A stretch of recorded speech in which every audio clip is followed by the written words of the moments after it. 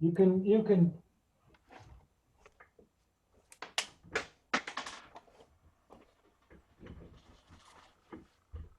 Greetings, everyone.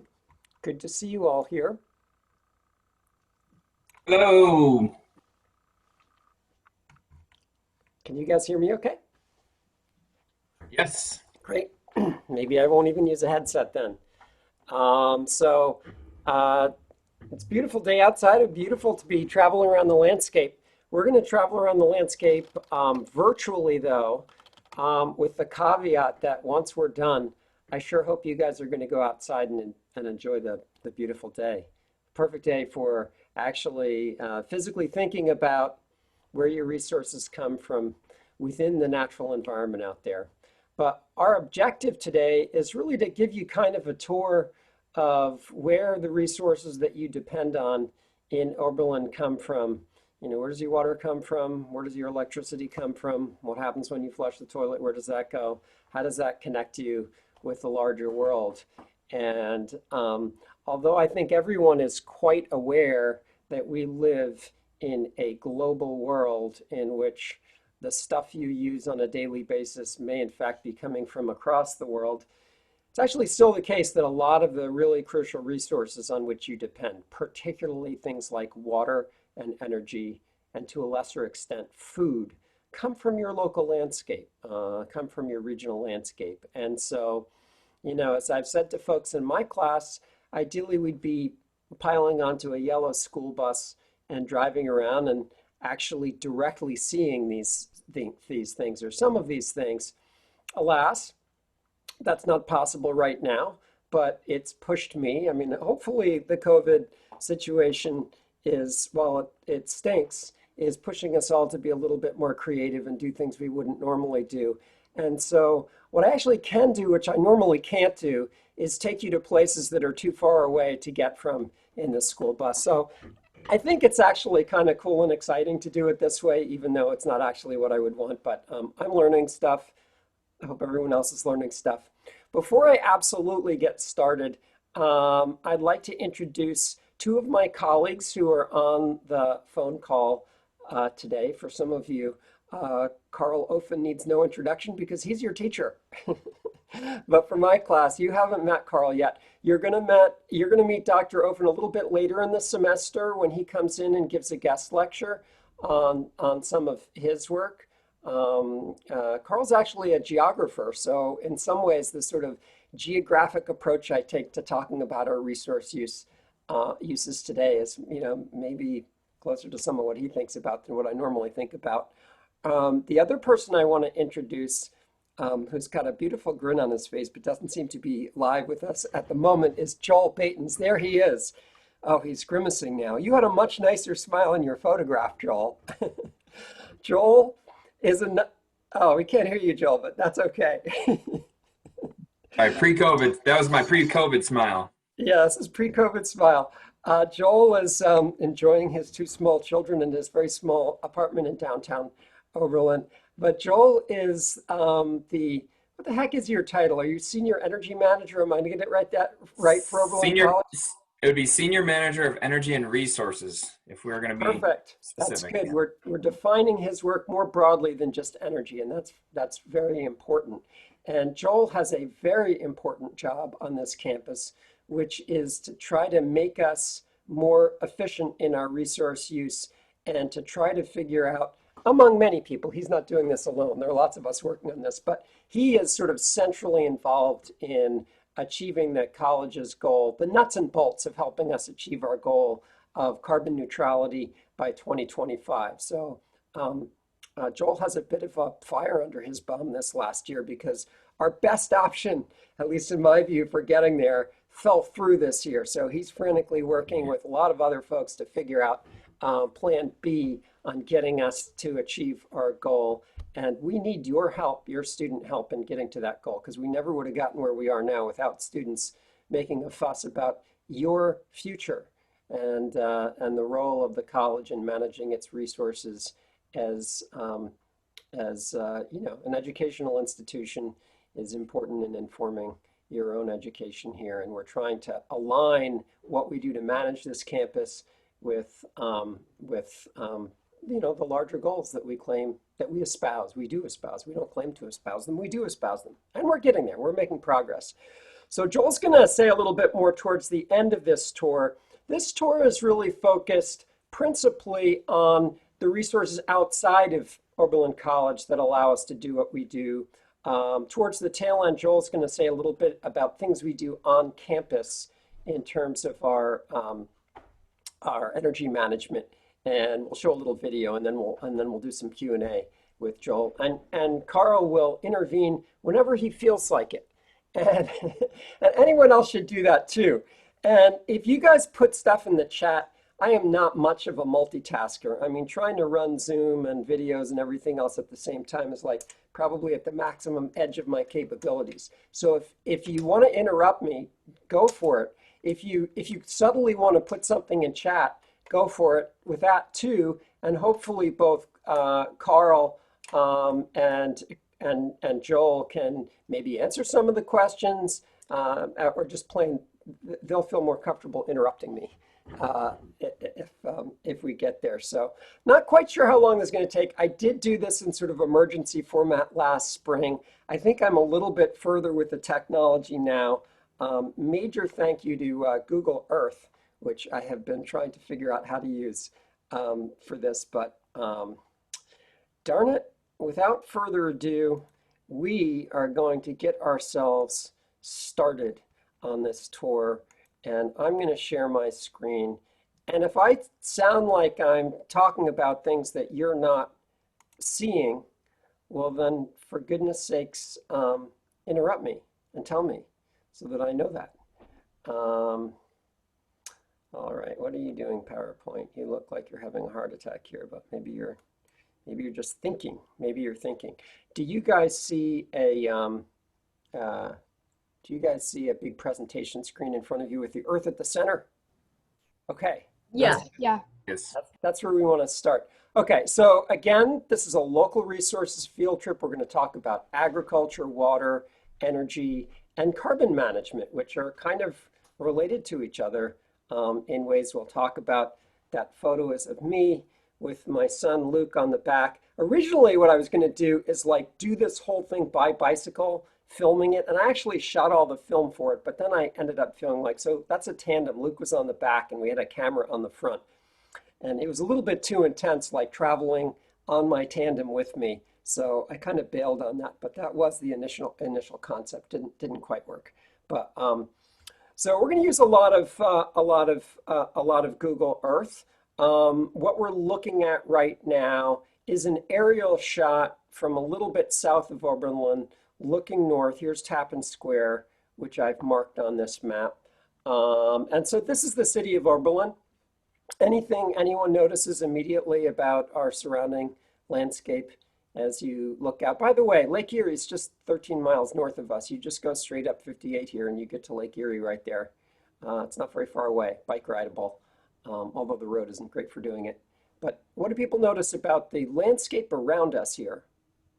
It's very flat. It is flat. That's something to notice. That's definitely something to notice. Anything else anyone notices?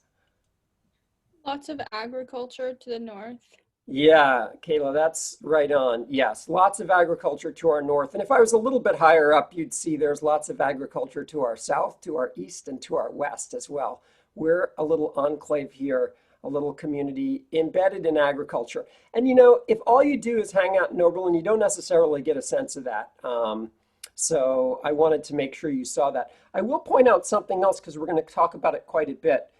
Does anyone know what this sort of different sort of line going through Oberlin that is not rectilinear like the rest of the layout here? This line of trees here that circles around here a little bit. What's that? Might it be the Underground Railroad marks of it? You have to be louder. I can't hear you. Might it be traces of the Underground Railroad? Like, I absolutely love that answer, and I have a feeling that you're not as far off as you might think once we figure out what it is, because I have a feeling that it may well have been a key route on the Underground Railroad. And what key route do you think people often followed on the Underground Railroad? What sort of natural biogeographic features would they often have been following as they traced their way north? Rivers? Plum Creek? Yes, rivers. This is Plum Creek here, right? So yeah, that's Plum Creek. Now I'm going to intersperse what I'm saying with a bunch of video, and I might stop this, but what we're going to do is kind of like situate Oberlin within this larger context for a moment here. So hopefully this will work, and I'll make it bigger. Can you see this now or not? You can't, can you? Oh, darn you. Let me hold on. You're not seeing video now, are you? You see a gray rectangle. Okay, a gray rectangle. We're going to try a slightly different approach to this and see if that works. Yes, that's what we'll do. Share. Okay, now you're probably seeing video. Is that true? Yes? Yeah. All right, so notice I'm centered on Oberlin here. We're looking out over the lake. So you can see there's a lot of agricultural land, a lot of communities embedded on that. We're headed back down into Oberlin now. Hopefully that's rendering for you okay. We're right on top of Tappan Square, kind of zooming in on Tappan Square. What I'm giving you now is kind of a tour of the locations that we're going to be visiting, but let's bop out into space so we get a sense of, so you were just looking at where you are, and now we're going back in, so you get more of a sense. Okay, notice how we're focusing in on the Great Lakes region here. It's really important. Those lakes there hold a significant fraction of the world's available fresh water, and we are right on them, and that's probably going to be very important to the resilience of our community, is our proximity to that lake. The water resources in that lake are going to turn out to be really, really important in building resilience. Okay, we're headed back in. Right, and all right, I'm going to bail from that one now. And how do I get out of that? Yes, okay, good. I got out of that one. Okay, so I just wanted to give you a sense of like where you are, you know, physically going in and out of the earth to get a sense of where you are, our local resources. Like I say, in some ways, when it comes to climate change, we're pretty well positioned in Northeast Ohio to be fairly resilient. We have accessible water. We're not going to be subject to the problems of sea level rise.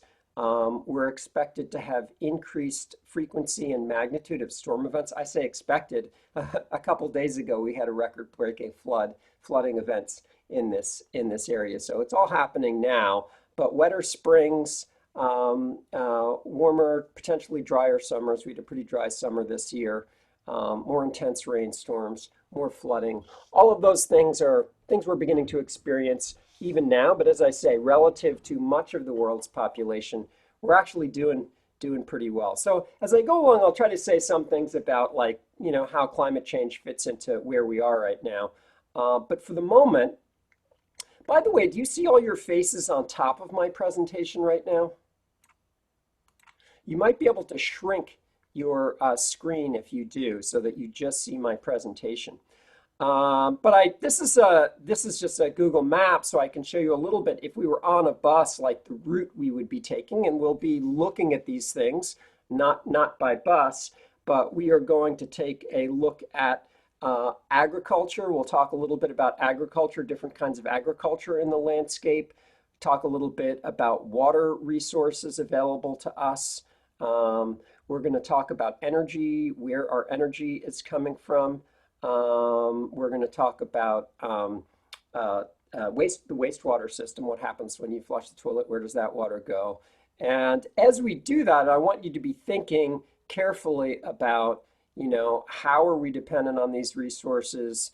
What is our relationship with them? Are there ways to alter our relationship in ways that would be more sustainable? So I'm going to do like a quick flyover just to show you the local stops we're going to visit. We're also going to visit some more distant places on this tour, but just to give you a sense of kind of local places that we'll be visiting. So There's our central heating plant. Again, when we get to talking about that, Joel will say some stuff about that.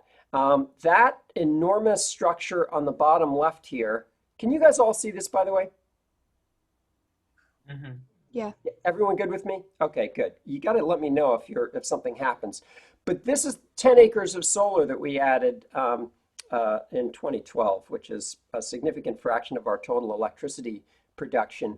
But we're also going to look at some of the lands around that. Those of you who've run the cross-country trail, that goes around here. So you've been around this stuff if you ever go to the north end of campus. These are north end fields. Oberlin College actually owns all of this land up here too.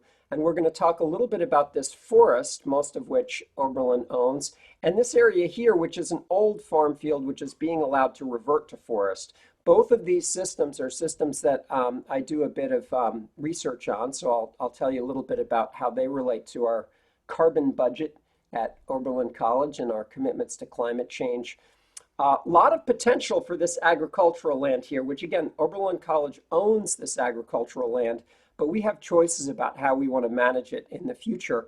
And in fact, the Nature Conservancy has been in conversation with us about trying to revegetate it. Some of us are very interested in thinking about how can we plant this in ways that's going to maximize carbon sequestration and maybe also produce some side benefits. But we'll visit those more as we go on this trip. There's a little zoom in on our magnificent solar array, which I encourage you all to make a little field trip on your own to the North Campus because it's impressive as heck to see that solar array up there. Again, we're going to be talking about this area. We'll be talking about these forests here in a little while. We'll be talking about this ag field here. Be looking at a bunch of different things. So notice we just went by Tappan Square. We're now zooming in on the wastewater treatment plant. When you flush your toilet, this is where your water goes. We'll come back here and talk a little bit about what that plant is doing for us. This is actually college-owned land here too. This is a farm and wetland site that we own. It's called the Jones Farm. This is a massive landfill that's right on the edge of our community, the Lorain County landfill that receives a lot of waste from Cleveland. And this is a local recycling facility in our landscape. I'm making you dizzy already, I'm sure. We'll talk about the reservoir. That's where your drinking water comes from. The pump house, this is the river system. We'll talk quite a bit about rivers. This is the west branch of the Black River. This is the pump station. This is where your water is extracted from. So next time, when you go to the bathroom after this class, that's where your water is coming from ultimately. That river system goes through this reservoir, through the drinking water plant, but its origin is the west branch of the Black River. That's the treatment plant for it. We'll briefly visit that as well. These are also property Oberlin College owns. They're experimental wetlands. I was involved in creating those, and we'll say a little bit about that wetland system. This is what a lot of our land looks like around here, agricultural land. So yes. So that's where we're headed. Those are our local stops. And like I say, we'll be making some more distant stops as well. And I think that slide didn't actually get finished. Okay, so I want to start by talking a little bit about watersheds as contexts. So a watershed, as you hopefully read a little bit about, and also as you hopefully know, is an area of land that drains into a particular river system. So the watershed is always named for the river system. And watersheds are hierarchical, meaning that there are smaller, every big watershed is composed of many smaller watersheds. And the biggest watershed in the country is the Mississippi River drainage basin. And to say drainage basin and watershed is the same thing. They're interchangeable terms, but you can see all of these major rivers, the Mississippi, the Missouri River, the Upper Mississippi, the Ohio River, Tennessee River, Arkansas, Red and White Rivers, they all drain into the Mississippi River, which drains out into the Gulf of Mexico. Because there's so much agricultural activity in this region, all of the nutrients, some of the pesticides, soil, it all runs out through here. And because it's so nutrient rich, it causes algal blooms and you get this dead zone off the coast of Louisiana, a hypoxic zone, low oxygen zone, which is common in many bodies of water that receive runoff from agricultural lands in particular. And so it's draining much of our Midwest agriculture there. We're interested today in the region up here, which is where the Great Lakes are. So I'm just sort of enlarging the area around the Great Lakes that actually drains into the Great Lakes. So if you think about there being a Great Lakes watershed, it's actually not that big. It's just the land area you see here. Most of the water in the Midwest is all draining down here. But all the land that you see highlighted in gray here, you can see the little arrows here, it's all draining into the Great Lakes, which are draining into each other. So there's this pathway of flow through the Great Lakes, through Lake Erie, Lake Ontario, ultimately out into the St. Lawrence River. And this stuff actually drains out here into the Atlantic Ocean. So it drains someplace completely different. Of course, we're located near Cleveland, right down here. This is where we are. So let me enlarge that section and let's take a look at some of the watersheds immediately around us.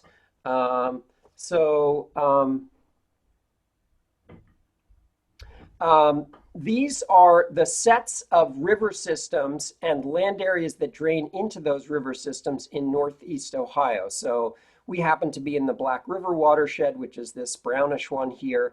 But to our right is the Rocky River watershed. To the right of that this is the Cuyahoga River watershed. It's not marked, but that has the famous Cuyahoga River, which is famous because why? Who knows why the Cuyahoga River is famous and iconographic within the environmental movement and in fact within the history of the United States. What's special about the Cuyahoga River and its history? It caught on fire. Yes, it was famous for catching on fire. And in fact, it's so, what's the right term here? I think I will use the term freaked people out that a river could catch on fire. Caught on fire because in the center of Cleveland, it was a real industrial zone. It's still an industrial zone, but it was even more of an industrial zone then. This is pre-Clean Water Act, and a lot of hydrocarbons which float on top of water and are flammable were drained into the river, and so the river would literally catch on fire, and it did it fairly regularly. There's a particular year when it caught on fire, early 70s, that it got a lot of national attention, and people in the country were so disturbed by the idea of a river catching on fire that many people credit the Cuyahoga River for sort of inspiring the Clean Water Act, which is, one of the landmark pieces of environmental legislation.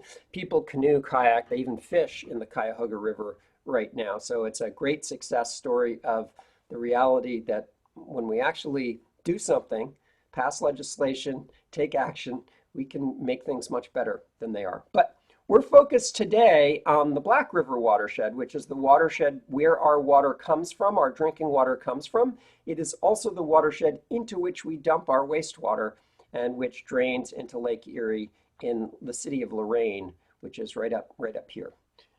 So I'm going to highlight that. So you're seeing just the Black River watershed's tributaries here. Again, reminding you, this line around it is sort of a demarcation. Water falling on this side of the line is draining into the Rocky River. Water falling on this side of the line is going into the Vermilion River. So everything that falls in here goes into this is the east branch of the Black River. This is the west branch of the Black River. And this lovely little branch coming off here is Oberlin's home, Plum Creek. So that's our location. You can see where it fits into Ohio here as well. So I'm going to do a bit of a zoom in to kind of show you the Plum Creek, the Plum Creek watershed, our home watershed. Why am I spending so much time on watersheds? Because they're actually really important. We are incredibly dependent on water. All of the water that we drink was once wastewater, and how water is treated makes an enormous amount of difference in the health of the local residents. You look no further than Flint, Michigan, which is up around here, to understand that that water is central not just to survival as a human being, but also to our health. If the water is not of high quality, we can suffer permanent damage from that. So water is really important, and watersheds are the entities through which water flows. Okay, so we are now zooming out from Tappan Square. I'm trying to start from Tappan Square on a lot of these things, just so you get that physical sense of how we're fitting in. So, you know, this is the lakes. This is the lake just up from us. We're about to zoom in, but I want you to sort of notice that you can even see some of the river systems if you look for areas with trees. They're sort of riparian zones. We're coming in on Oberlin again. The colors are weird just because of the way Google Map does this. These were photographed at different times, so it means nothing about what's going on in the land. But what I've colored here in sort of pinkish purple is the Plum Creek watershed. So that is, if water falls in here, it's going to end up in Plum Creek. If it falls outside of here, it's going to end up in some other river systems. And so what we're actually going to do now is start at the headwaters, and people often get excited about headwaters. The headwaters of Plum Creek are really ditches on the side of farm fields. That's what we're talking about here. So we're going through a farm field right now, downstream, through what amounts to a ditch, which probably dries out in a dry year, so you don't even really see it, but we're traveling downstream in Plum Creek. I want to give you a sense that the upper part of Plum Creek is agricultural land.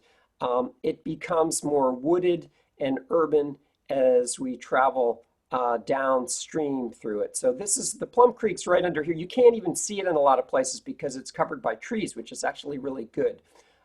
Riparian or treed areas around rivers are very, very good for maintaining the health of the water, for cleaning water. There's actually nothing more important to the water quality than the land area immediately adjacent to a stream system. So we're beginning to enter the golf course. Many of you are familiar with the golf course that's upstream from Oberlin. So we're now traveling. You can see that the golf course has sort of impounded the river system banks with rocky areas.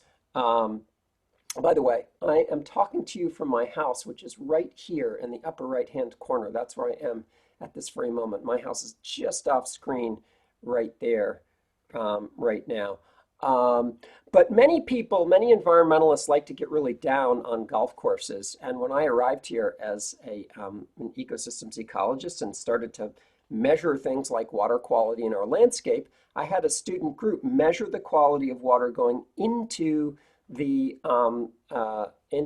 golf course and water coming out of the golf course. And what do you think they found and why? It surprised me, but I've already told you it was surprising, so that should help you. Some ideas here. What do you think they found about water going into the golf course and going out? Which water was cleaner, the water going in or the water going out? Water going out? Yes, and that is counterintuitive. You're sort of picking up because I said it was surprising, because people think of golf courses as regions because they fertilize the lawn. They think of them as regions that are probably sources of nutrients. But the reality is that most golf courses, you know, they're professional operations. They're trying to minimize the amount of fertilizer they add, maybe because they care about the environment, but probably mostly because they don't want to spend money on fertilizer. And so ironically, in our landscape, our golf course actually cleans the water passing through it. But why does that also make sense? Because of what I showed you upstream, what's upstream of the golf course. How does that also add to the story here? I mean, agriculture, depending on if it's animals or crops, they might also have fertilizers and or animal waste that's adding nutrients into the stream. That is exactly right. Agriculture is the biggest source of pollution for Lake Erie. It is the problem we need to solve in order to clean.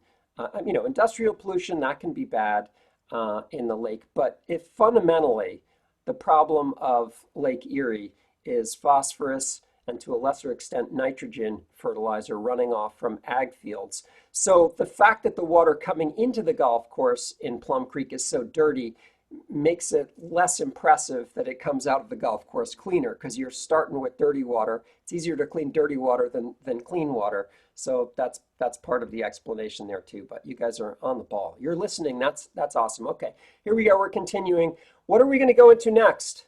A loved spot by Oberlin College students. We're about to enter right now. What is that? The Arboretum. Yes, there we go, right here. This is the entrance of the Arb. By the way, Oberlin College actually owns the land that this golf course is on. We rent it to them, but we own that land, this side of the golf course anyways, the other side they own. But anyways, okay, we're entering the Arb, the beautiful Arb. This Google Earth images was probably shot probably about 3 or 4 weeks from now. I don't know what year, but about 3 or 4 weeks from now, because you're seeing all this beautiful fall color in the Arb there. It doesn't actually look like that right now. We're greener. This is the reservoir.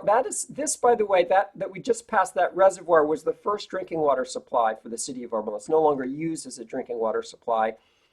People still fish in it. And there's an adjacent reservoir that Oberlin students like to swim in. It's not legal to do that, but they do like to do it. All right, so we're headed downstream. We're about to head through the city of Oberlin. Is there a reason why the reservoir is not used anymore? I think it was too urban and not large enough. So I don't actually, I'm surmising an answer to that now, but I know it wasn't big enough for Oberlin. You're going to see that the actual reservoir we do use is probably 2 orders of magnitude larger in terms of its capacity. But yeah, that hasn't been used since the 1950s, I don't think, that one. All right, so we're going through, but thank you for interrupting me. I like that. By the way, you're going to see all these weird roads that seem to be sort of drooping. That's sort of an artifact of Google Earth, that our roads in Ohio don't actually droop like that.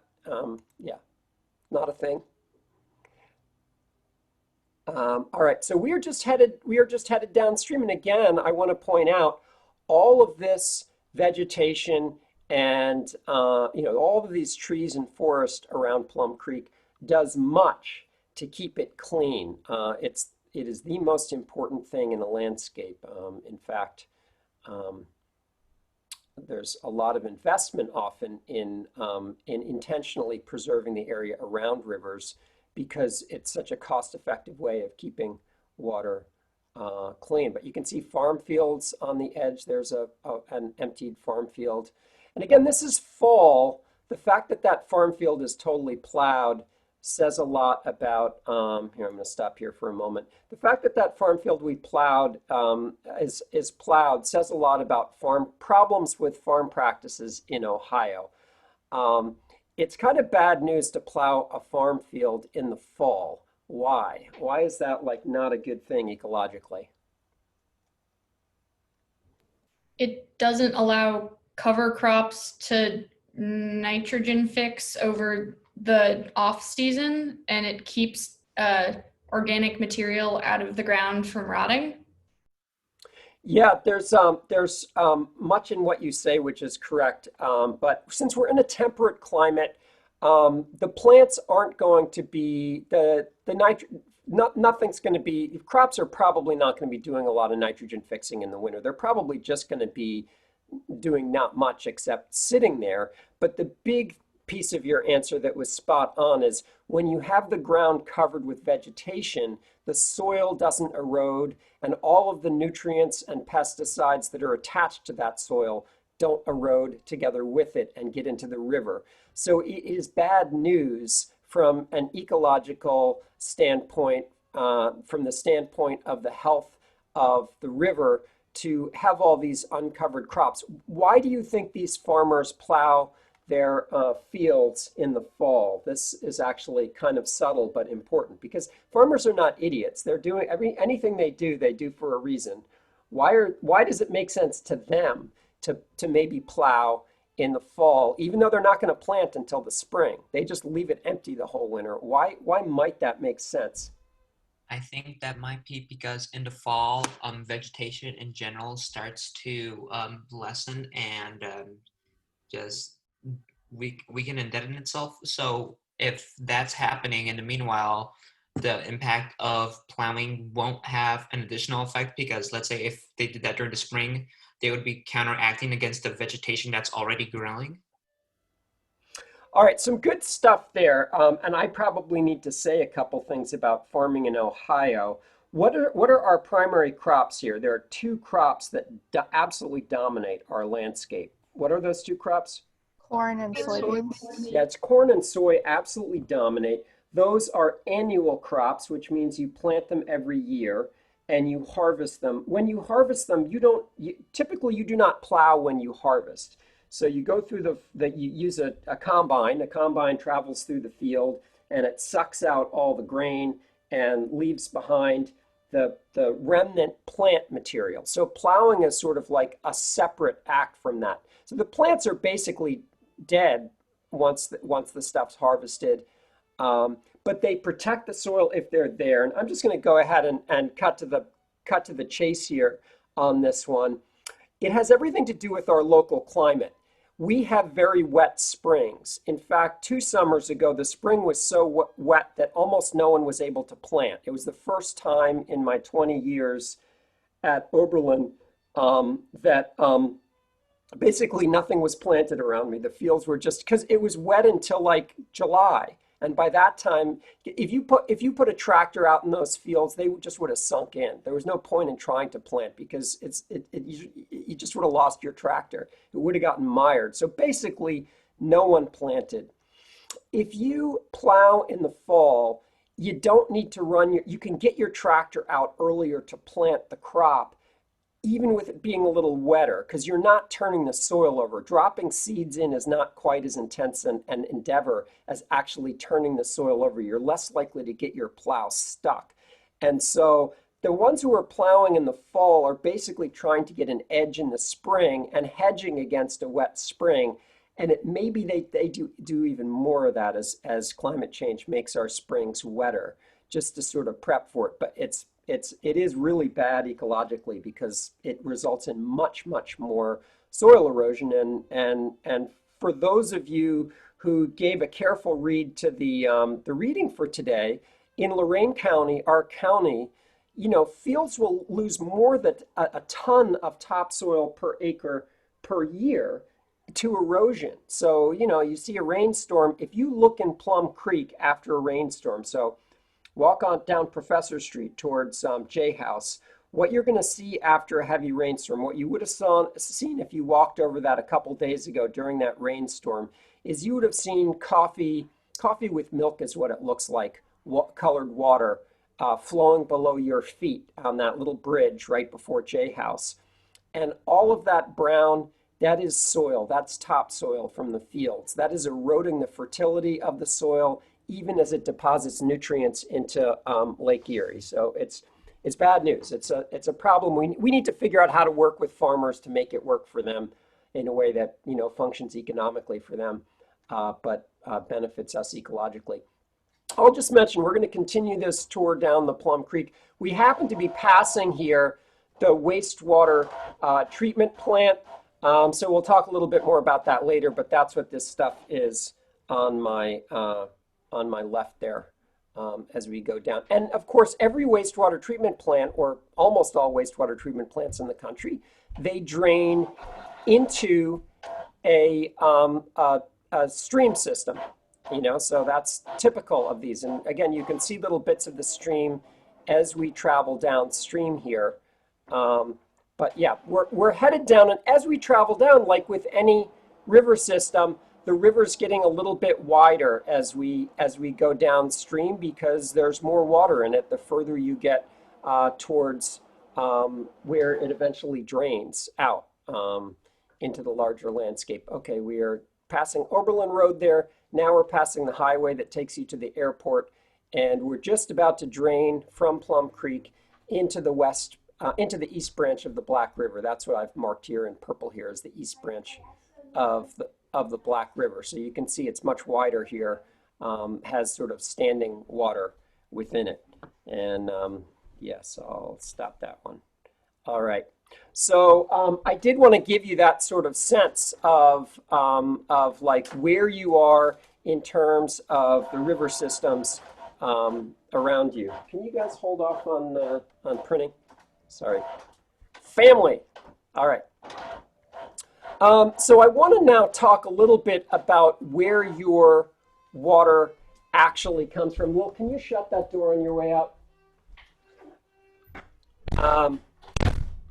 All right, so this is, some of you may recognize this as one of the water towers in our community that stores the water before you actually drink it. But you know, your water is traveling down through the landscape. This is actually on the banks of the Plum Creek. This is our drinking water plant. I want to talk a little bit now about like the watershed that immediately drains into, this is a picture of the reservoir from where your water comes. I want to talk about the source watershed that feeds your drinking water. So when you open your tap, I'm not seeing anything. Are you seeing anything? Try that again.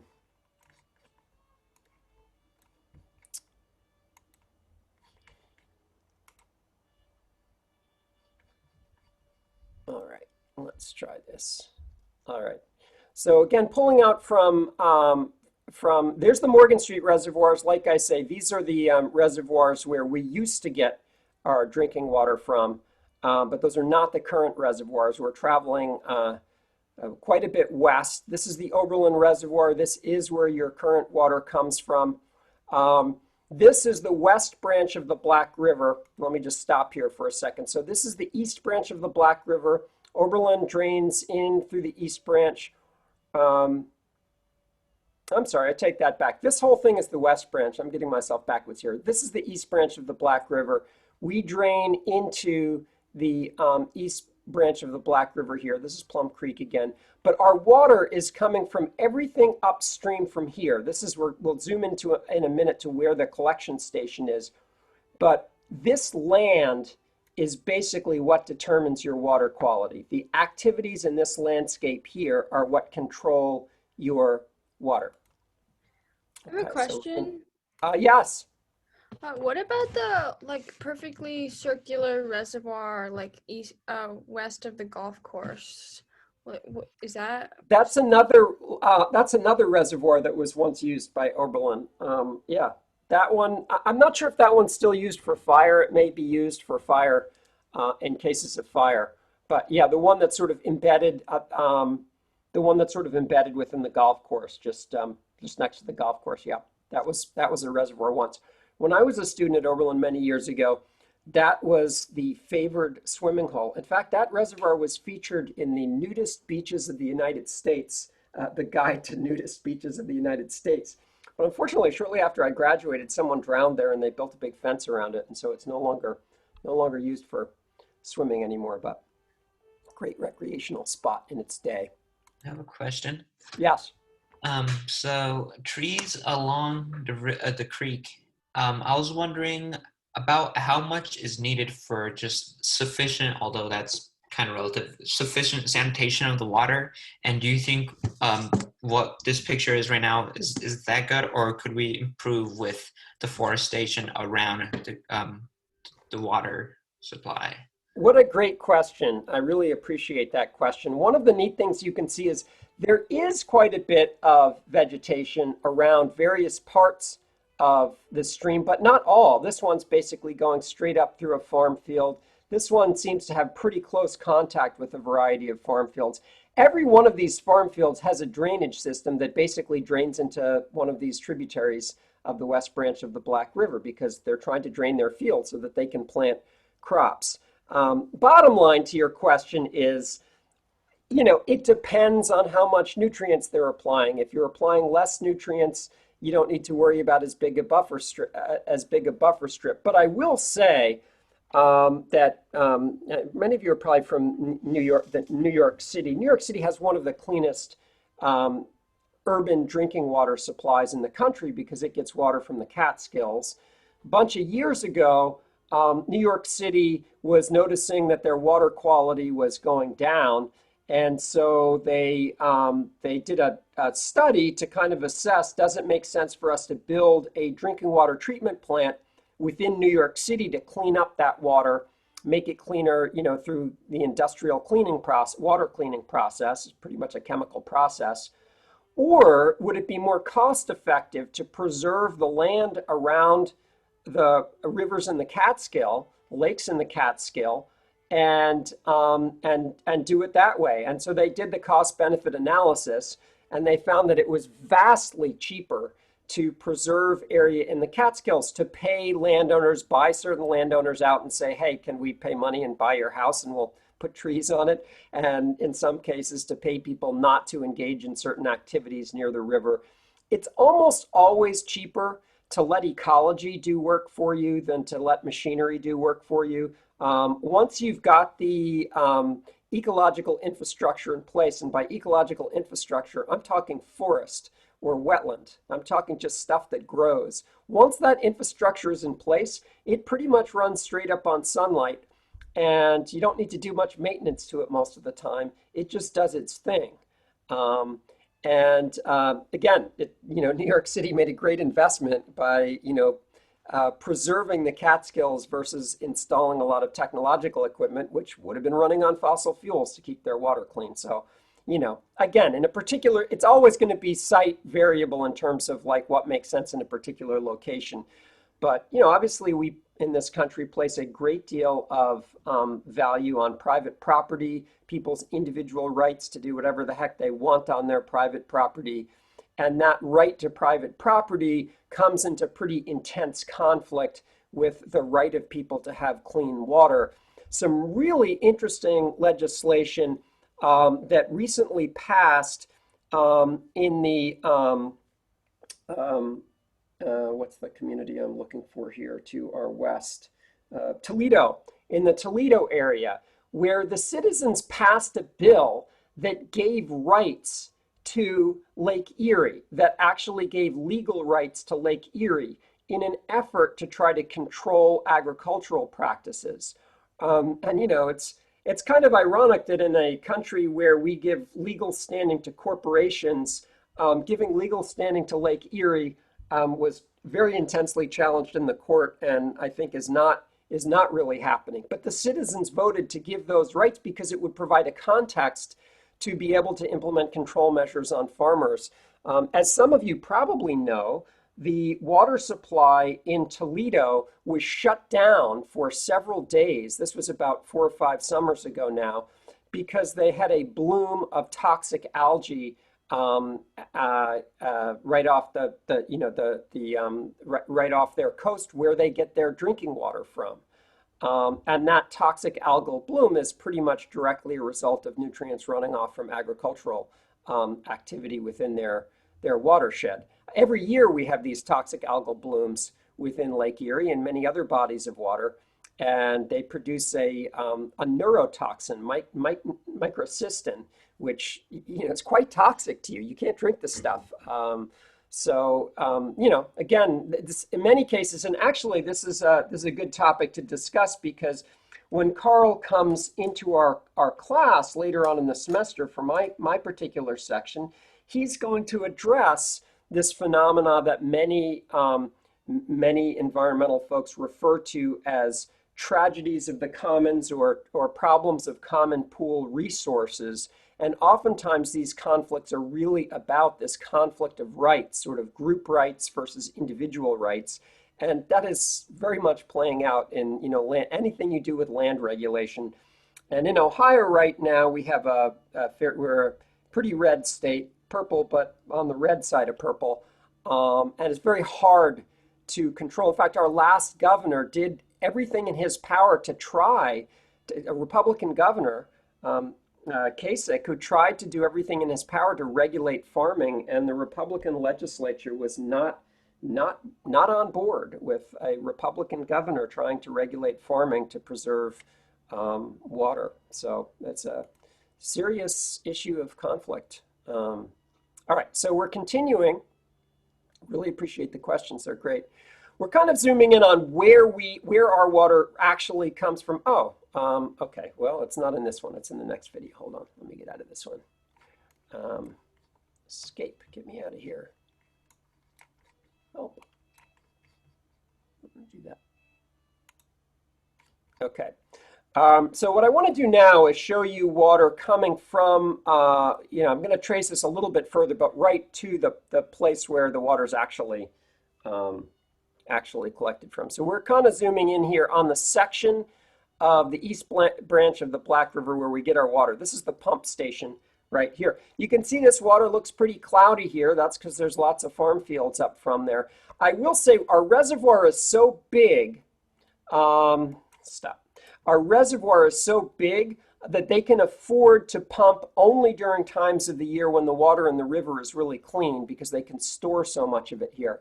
So the time that the Google image was shot was probably not a time we were pumping, because it wasn't particularly clean at that moment. But yeah, let me now show you the reservoir quickly.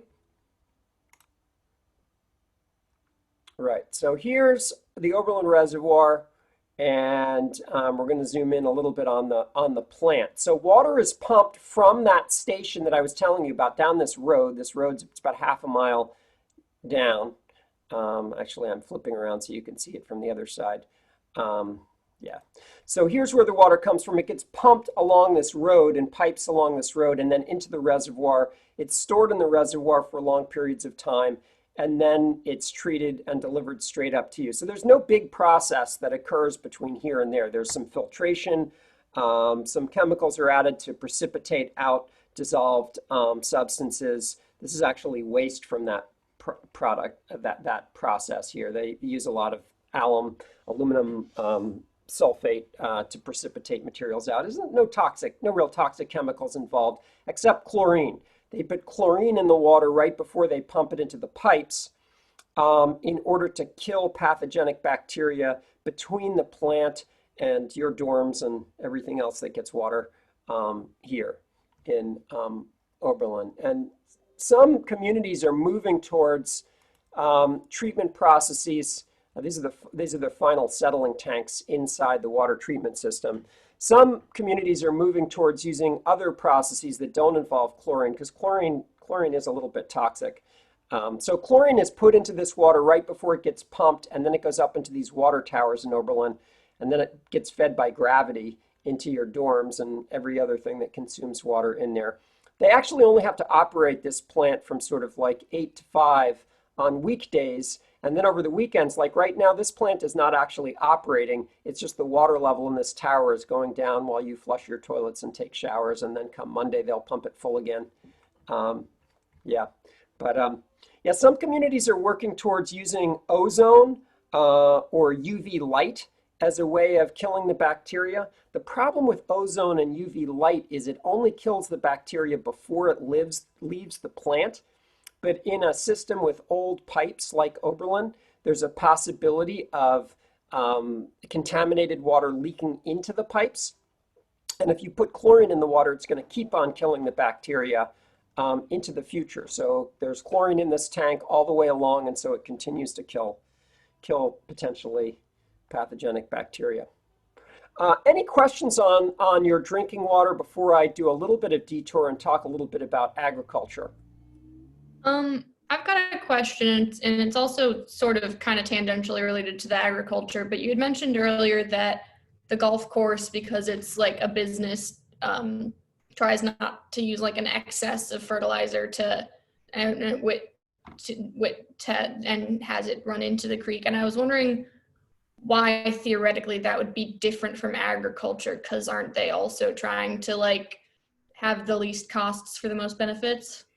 Yeah, that's a really great question, Emma, and I appreciate your asking that question. There are, obviously when you run an economic enterprise, you're balancing a variety of different costs and benefits. You get paid for the corn and the soybeans you raise. You pay money for the fertilizer and pesticide you apply to your field. And so, farmers are generally pretty astute individuals. By the way, this guy is pretty representative of farmers in the United States by the fact that he's an old white guy, because that's who most of the farmers are. The average age for a farmer in the US is 50 years old, or somewhere around 50 years old. So we got some serious problems coming up in terms of and in fact, a lot of these older farmers are selling out to larger agribusiness, and you're getting this real increased consolidation For those of you in my class, I mean, we were reading about that consolidation even in the John Steinbeck piece the tiny little Steinbeck piece, but it's continued in this country, that consolidation of agriculture into fewer and fewer hands. But hey, everyone in agriculture is trying to make money. And you do pay money for fertilizers and pesticides. The question is, what's the cost benefit in terms of how much you put on and how much you get out? And if you get more crops by putting excess nutrients on here, and you do not pay the costs of the negative externalities of those nutrients running into a body of water, it's just a matter of balance. If you get more off than in, then more dollars out than in terms of fertilizer cost versus crop yield, you're going to make the calculation, and that calculation is not based on the health of the downstream ecosystems. It's based on your personal, how much am I paying for fertilizers and how much am I getting for crops. Now, with all that said, there's an enormous amount of really cool technology. So we're talking industrial agriculture now. Everything on the right here is sort of small scale, vegetable farm stand agriculture. This is commodity commercial agriculture. For commodity agriculture, there are increasingly sophisticated technologies for micro assessing nutrient needs on different pieces of land. Especially cool are the use of drones lately for finding insect outbreaks and then very targeted application of pesticides only in regions where those insects are breaking out. But in general, there's a process called precision agriculture, which involves using global positioning systems and smaller grid-based assessments of both nutrient needs and pesticides needs. And it can result in dramatic decreases in the use of pesticides and fertilizers with potentially increased crop yield. So there's problems with commodity agriculture in general, but there are also huge opportunities for making it vastly more efficient and less ecologically damaging. And for those folks who have a tendency to say, hey, all agriculture should look like this. This, by the way, is Oberlin College property. This is the Jones Farm, which is owned by Oberlin College. Some of you may have visited. This is crops being sold at the farm stand there. Notice that these are fruits and vegetables. This is grain. They have different functions in our agricultural system. This does not really replace this. If you eat spaghetti, you are not eating materials that are grown in a place like this, or rice, or any of the sort of staples that give you most of your calories. Most of those calories are grown by industrial ag. So this is a big part of our solution, but it's not the solution. We have to figure out a way to deal with this side of the equation in our food production because it's not all going to look like this. I'm very much in favor of this, love the local farmers market, big supporter of the local farmers market, have a huge garden out back. I grow much of my own fruits and vegetables, but I'm not growing the stuff that's giving me the big calories, the rice, the grain, not doing it. Not easy to do here. All right. Did I have something on that last one? Oh, I wanted to show a video of agriculture, right, and wetlands. Sorry, getting distracted here. Appreciate your distractions, though. Okay, so I'm going to zoom in for a little moment here on two things. One is, so that's the Black River watershed, the whole thing we're looking at right now. And I'm going to take us in to look at, take a little bit closer look at some ag land, and also to look at a wetland system, an experimental wetland system. That is so not what I intended to go to here, but okay. I'm confusing myself, but okay. Let me shift gears here for a second. So this is the ag land that Oberlin College owns that I talked about. We lease that to a local farmer. A lot of the farmed land in this region of the country is actually leased. So people buy it basically as an investment. And then while they're waiting to develop it, they lease it to a farmer. It's a little problematic in the sense that it doesn't create a whole lot of incentive for the farmer to engage in great care in managing the land because they don't know if they're going to have it the next year. So, they're certainly not worried about building up the topsoil or anything like that. Yeah, we lease it to a guy named John Notley. He pays, oh, I put it in the booklet. I think it's about $100 an acre per year for the privilege of growing stuff on it. But we can do something else with it. We do need to worry about food production. You know, we do need land for food production.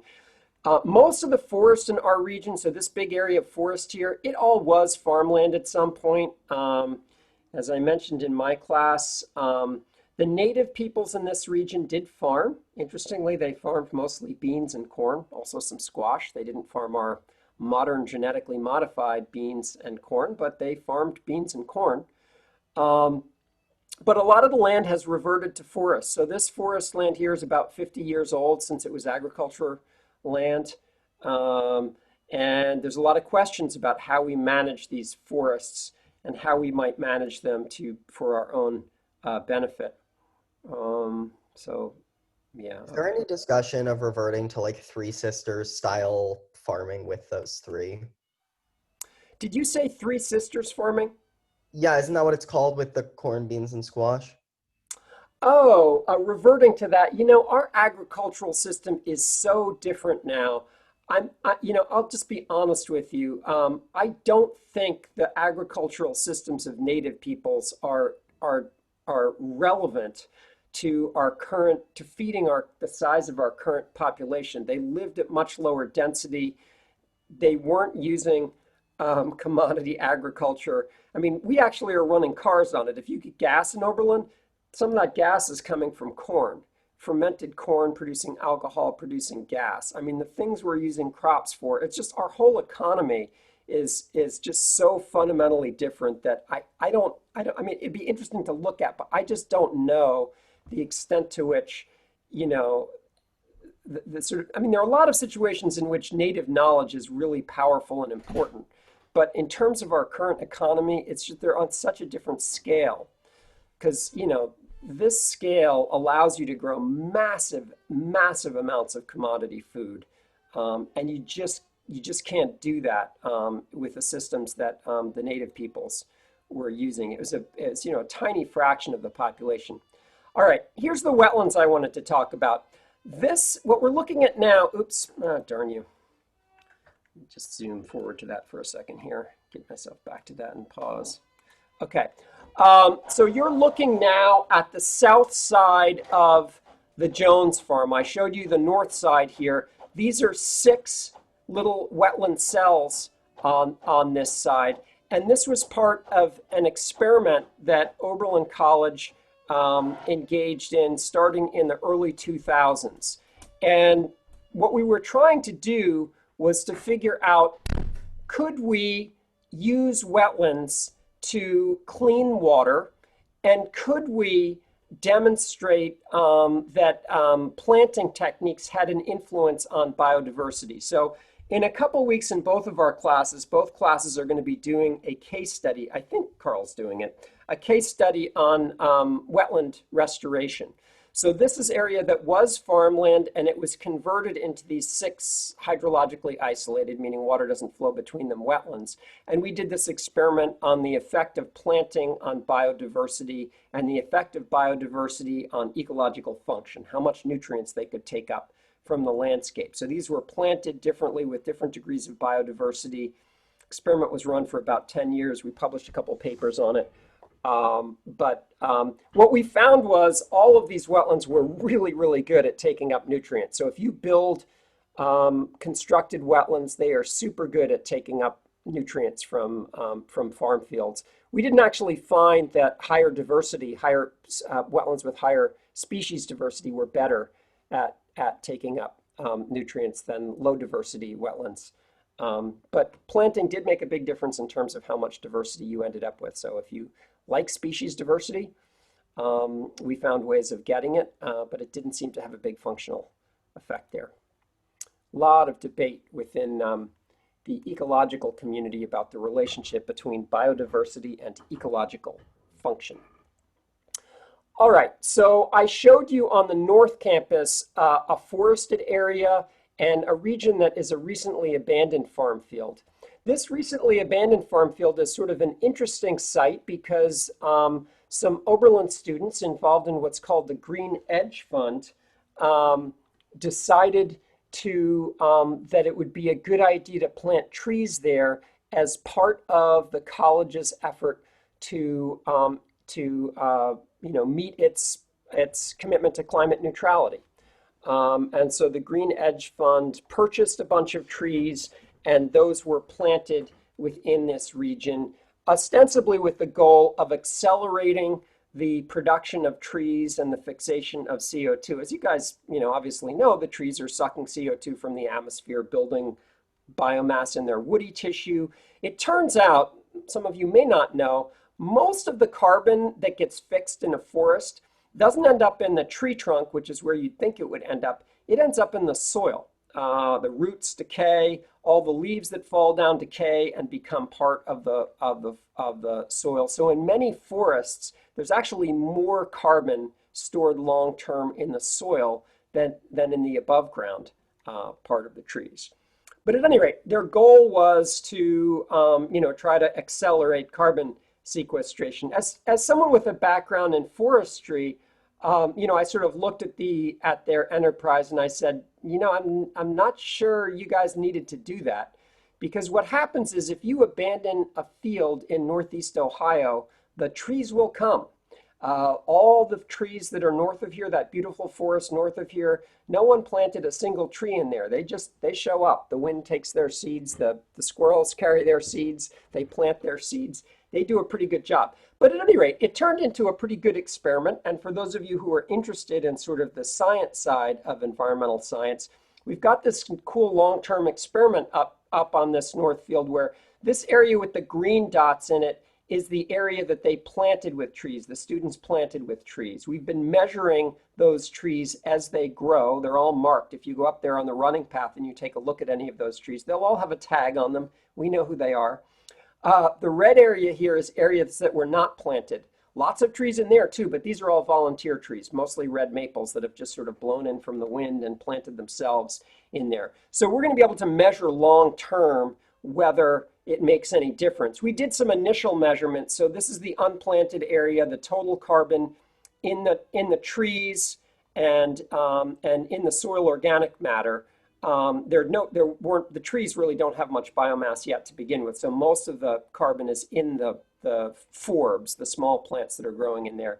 Tiny bit in the trees in the planted region, but basically no statistical difference in total carbon in the planted and unplanted. And my guess would be is they may have affected the future species composition by planting those trees, but I kind of doubt they're going to affect the carbon sequestration because the trees will come on their own. But at any rate, cool experiment that we initiated there. And if you're interested in that kind of thing, come talk to me sometime. Another group of students at Oberlin have tried to quantify, so that we were just looking at the area right here. This is an early photo back when it was still farmed. It's been about 10 years since then. But this is the forest north of that we were looking at. And for a number of years, students in my systems ecology class have been going out there. This is a tree corer. You can drill a hole through a tree, pull out that hole, and count the width of the rings, and actually calculate how much carbon that forest was storing in each year since it was initiated. So this is a graph of how much carbon was stored in the trees since it was abandoned about 50 years ago, and how much carbon was stored in the soil. It's a graph of what trees are sort of dominant in terms of carbon storage. But bottom line is those trees are storing a lot of carbon up there. So they're part of our carbon budget. Right now, it's a small percentage of our carbon expenditure. So they are only fixing a small fraction of what Oberlin emits into the atmosphere in its heating plant. But if we go carbon neutral with our heating plant, we could offset a significant fraction of the necessary travel at Oberlin College just by managing forest and accumulating. You can see there's sort of an exponential growth curve here. That's because this is still a young forest. It's going to fix carbon for the next 500 years if we leave it alone. It's going to do a great job of that. That's part of our carbon budget there. And we got to spray paint trees, which looks kind of cool. All right. Any questions on that before we head to the tail end of our tour here? We're moving from water to agriculture. and carbon sequestration. And now we're going to talk about energy for the remaining part of our time here. Any questions before I go on? Yeah, I had a question. You mentioned earlier if you were interested in that project, or you mentioned to come talk to you. I was wondering, when you say that, is this project, well, I imagine it still is ongoing, and by talking to you, would we have a chance to be able to intervene or interact with it? Or do you have to be part of the Green Hedge Fund to do that first? Yeah, I'd say two things to you, Noel, and everyone else who's interested in the answer to your question. One is my office hours are posted online. If you send me an email and I return an email, there's a link at the bottom which you can click. And if you click on that, you'll see my schedule and you can just book yourself a time to chat with me. And I'm always happy to talk to students. I will say most of the students who end up engaging in research with me, they take one of my upper level courses first usually. So I will teach a course this spring in computer simulation modeling. That's a course that some of you might want to take. And in the fall, I'll teach a course in ecosystems ecology. A lot of the research we've done on that northern forest has been done as projects in that class. And then oftentimes people will develop projects in those classes, and then they can continue working on those as independent research, honors projects. That wetland I showed you with those 6 cells in it, there were 4 honor students in 4 separate honors projects, senior honors projects in environmental studies on that wetland. And we published 2 peer-reviewed papers, and all the students involved were co-authors on those papers. And several of those students are now prominent ecologists. One of them just got a job at Swarthmore College in their biology department. One of the students who worked on that wetland thing. So he scored big time. He's a great ecologist, great guy. Yeah, Jake Grossman is his name. But yeah, lots of opportunities to do stuff. And also through student organizations. So the people who funded the trees there were the Green Edge Fund. The Green Edge Fund is a gold mine, almost literally. Each of you pay a little bit of money each year that goes into the Green Edge Fund.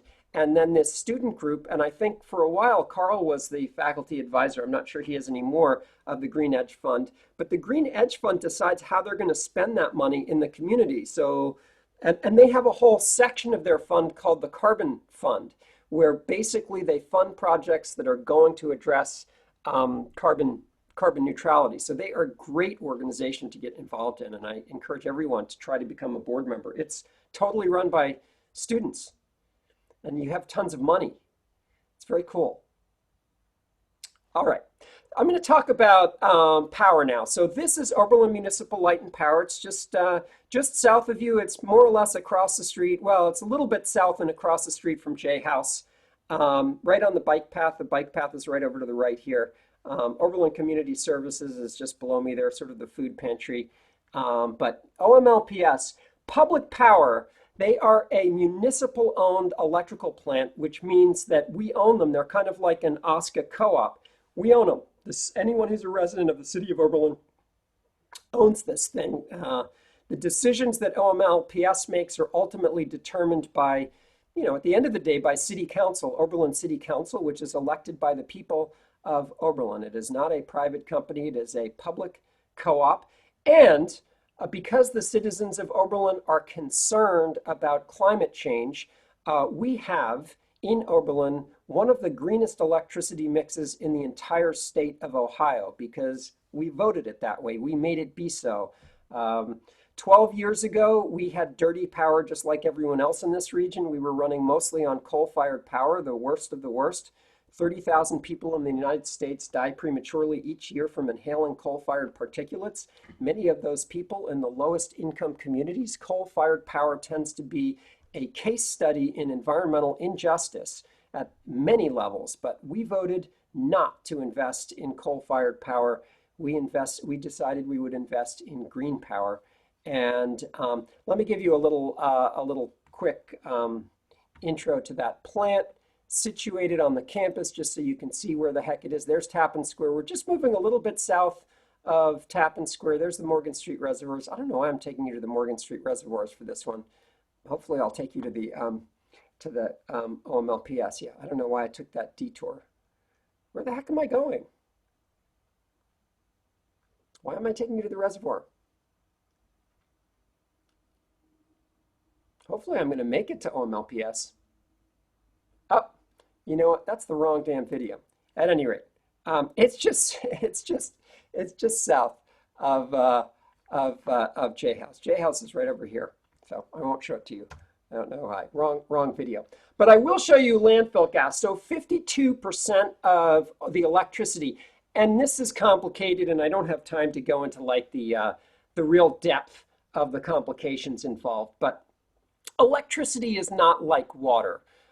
You know physically where your water comes from. We can trace a molecule of water that you drink back to the Black River, to exactly where it came out of the Black River. Electrons, which is what you use for electricity, are not like that. Once an electron is out on the grid, that infrastructure of wires and transformers that travels around the country, and they're sort of separate regional grids. We have our own regional grid that's sort of in Ohio and parts of Pennsylvania and New York. We're part of sort of a regional grid. Once electrons are on that grid, you have no idea where they go. They go where they go. You can't say this electron came from some source or another source. And in fact, you can't tell a solar electron from a nuclear electron from a coal-powered electron. They look the same. They are in fact identical to each other.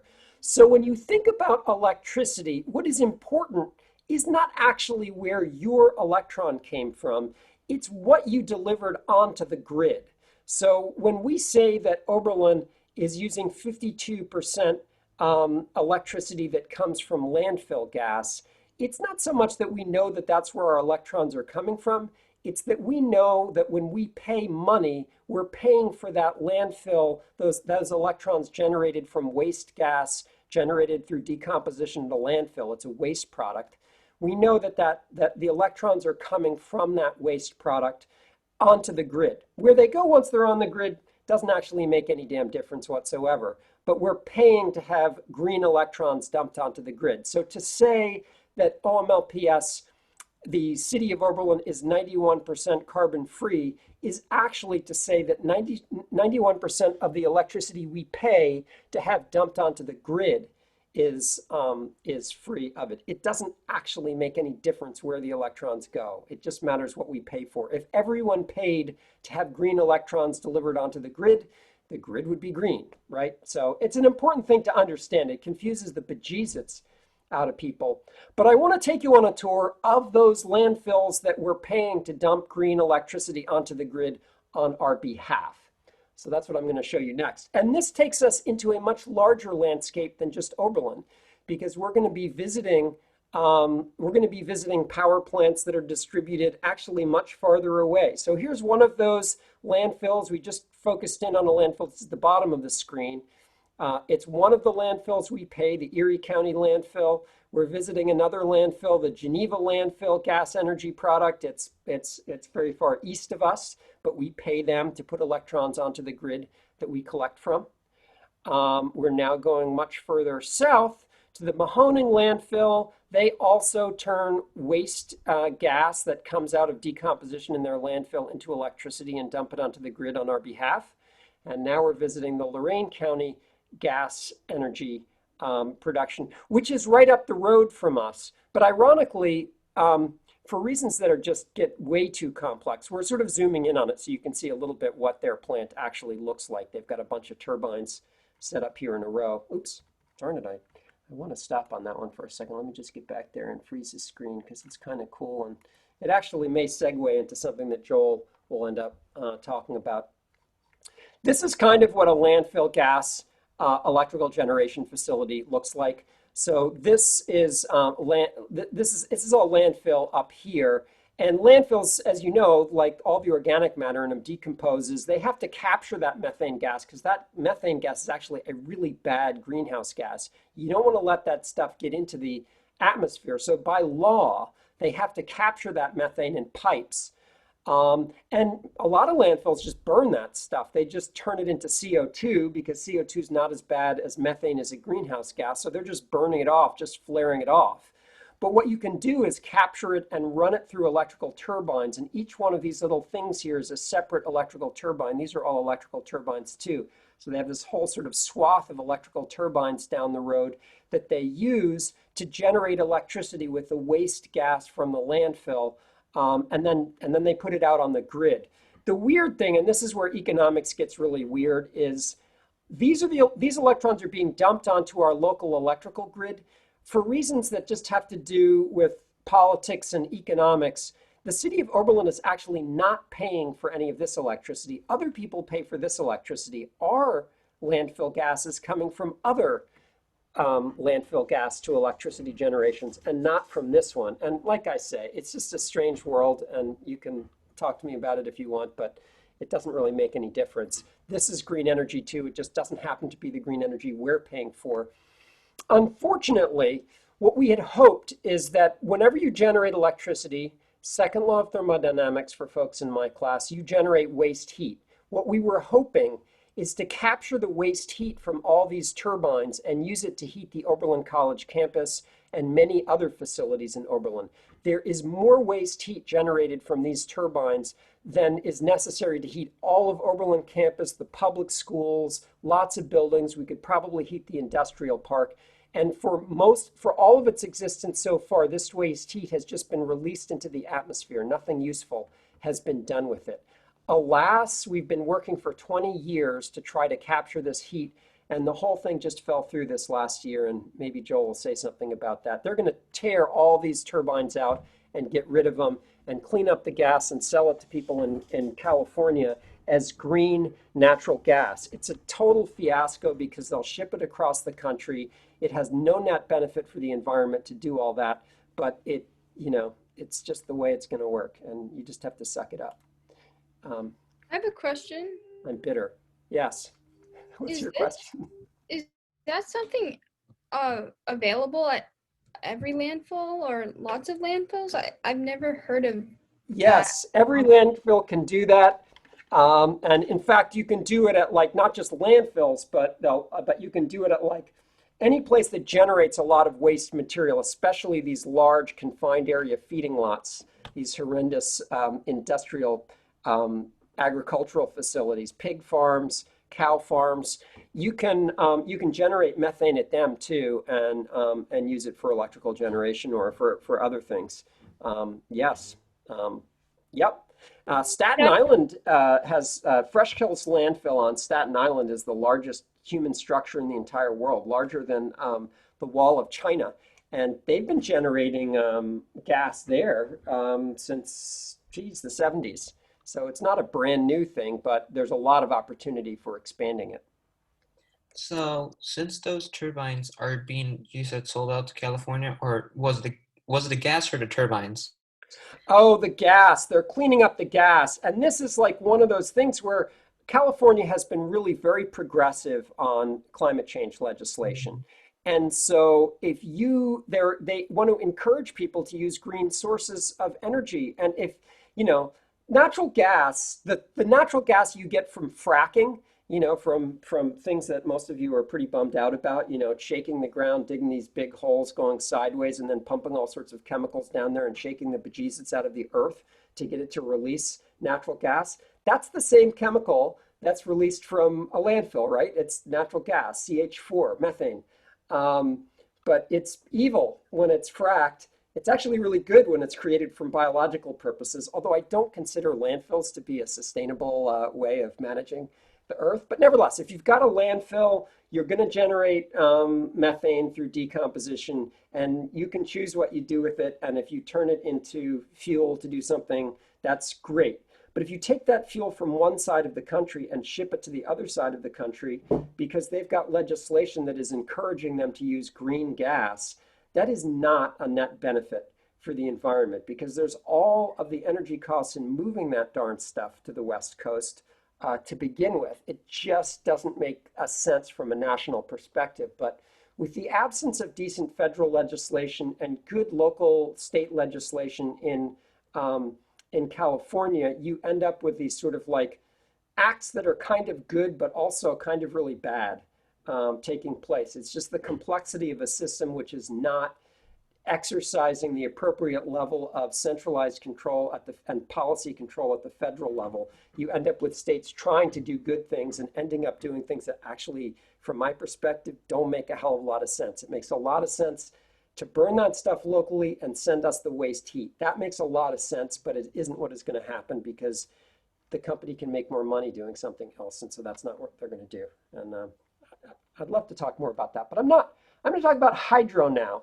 So a lot of our energy actually comes from hydroelectric energy, and many of you may be thinking to yourself, hydro, isn't that bad? That's those big dams out west that are just horrible, a scourge on the landscape. This is good hydroelectric we're talking about here. This is what's called river run hydro, mostly from the Ohio River. Hold on, I'm going to stop for a second here. Everything I have marked in blue here is a hydroelectric plant on the Ohio River, and it's called river run hydro, which means there is no dam. They just put a bunch of turbines down into the water, and as the water flows downstream, it turns the turbines. And you may say, well, is that killing lots of fish?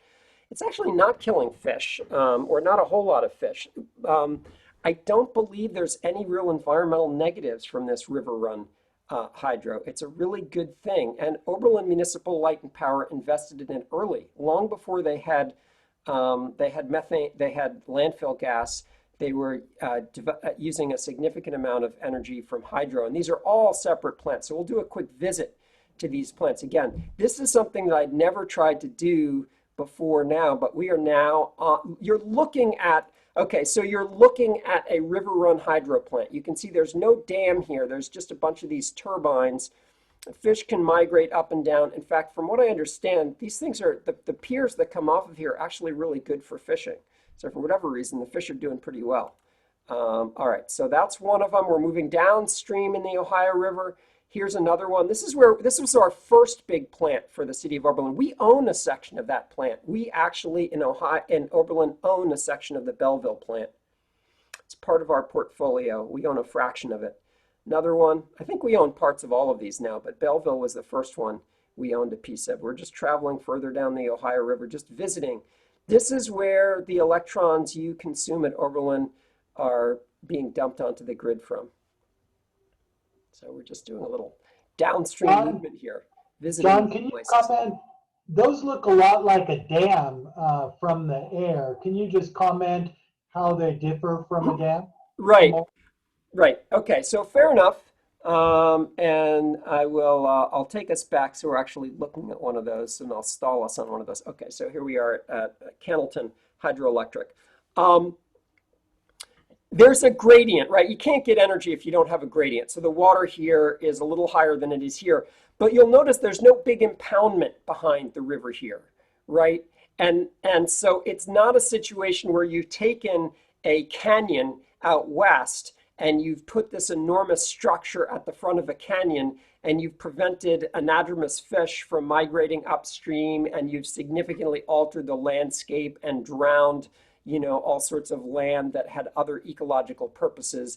I don't think the banks of the river expanded a whole lot upstream than downstream. So there's a slight height elevation difference here, but I believe they also have structures to easily allow fish to migrate around this as well. So it's not a dam in the sense of taking a landscape and filling it with water.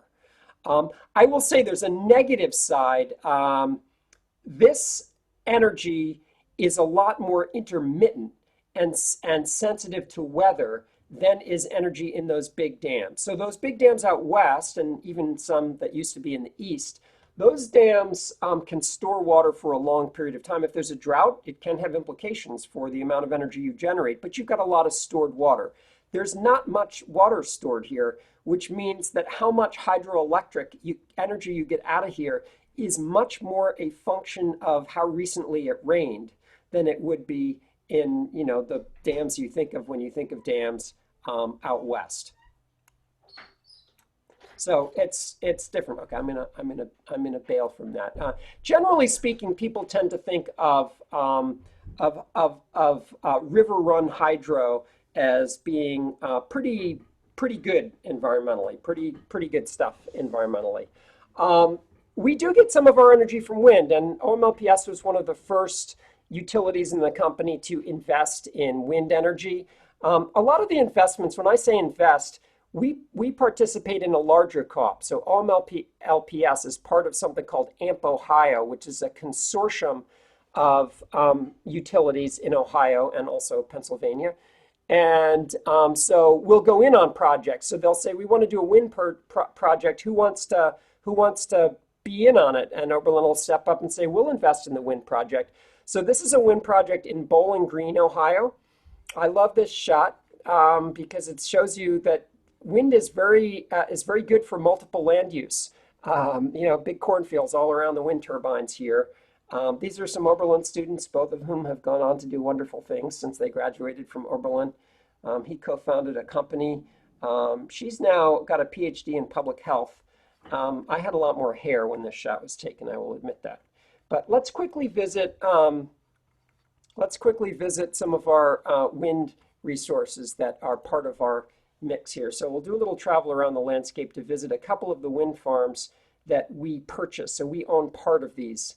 That's just sort of a wind turbine in the middle of one turbine in the middle of a cornfield. We need to cover the darn landscape with those.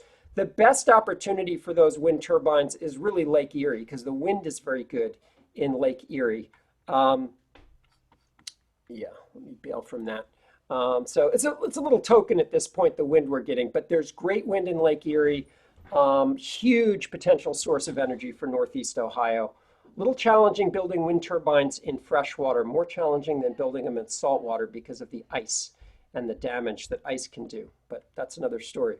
All right, solar. Here we can actually go hyperlocal for our solar story. We need to go no further than North Campus to see where most of our solar energy is coming from. That is Oberlin College.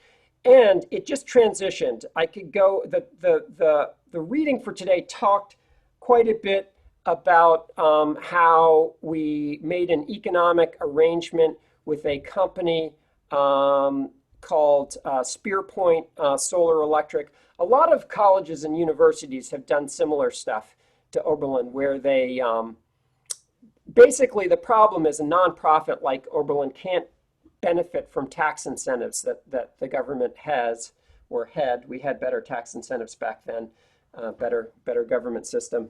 Ohio had better tax credits and the federal government had better tax credits then, which made it economically sensible to do solar. We need to go back to those sorts of renewable energy portfolio standards is oftentimes what they're called REPs, basically requirements that people do green energy, a certain percentage of their mix. Anyway, we partnered with Spearpoint. We leased them land. They built the solar array. They owned and operated the solar array. They sold us the energy from the solar array, so we were getting the energy from it, but they could benefit from the tax credits. Oberlin College couldn't because we're a nonprofit organization. And the deal was that once they got all the tax benefits, they'd sell it back to us. In the end, I think the way the economics worked out, they ended up giving it to us. But my understanding is that May of this year is when we officially took ownership of this array. So they are now officially Oberlin College property, which is exciting. They produce about 20% of the college's electricity, about 3% of the city of Oberlin's electricity. People often, the whole narrative about, well, you're going to spend more for this, you're going to cause problems, low-income people are going to suffer. On average, our rates in Oberlin went down as a result. So for every ratepayer in Oberlin, their rates went down as a result of this solar array being installed. We saved money by installing this solar array. So let that be known. I have one more video which was taken of that array, which was taken by my colleague Ben Hobbs, who has a drone. So figured I'd throw one of his videos in here too. It's a little bit closer. It's cleaner than Google Earth, his flyover of our fine solar array. Notice they're all tilted in a direction now. They're actually tilted east in this photo. It's a tracking panel. They're on a single axis, which means at the end of the day, those photovoltaic arrays are all pointed to the west, which is the horizon you see there is the west side here. And that allows them to fix more energy to be pointed at the sun all day. Although their darn tracking system has broken multiple times and has been kind of a pain in the bum. Frankly, I think if they'd been a flat array, in the end, given how much downtime we've had, they may have actually produced more energy. But in theory, the tracking is good. All right, I am really approaching the tail end now. And so far what we've talked about is mostly resources outside of Oberlin. That discussion of solar is a bit of a transition towards local resources and what we do with local resources. And we're now going to focus on Oberlin Central Heating Plant. And I just found this photo online earlier this morning. This is Oberlin's original central heating plant, way back in the day. I believe that was in the middle of what is now Wilder Bowl, our original central heating plant.